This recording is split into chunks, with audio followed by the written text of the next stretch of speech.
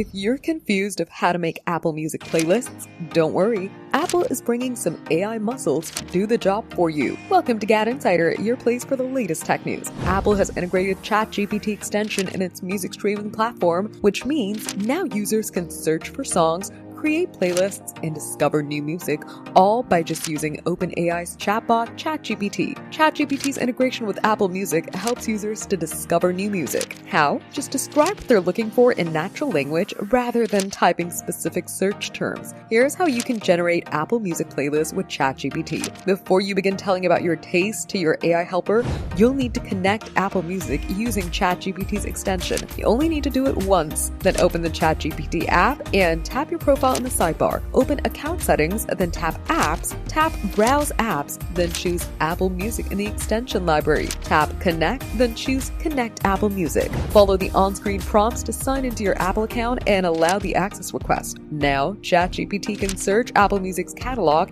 and create playlists. But if you're worried about privacy, relax. It can't access your listening history or existing playlists. The integration will only be able to add songs to your library so your personal data stays private. Have you tried this already? Tell us in the comments. For more tech updates, subscribe to GadInsider.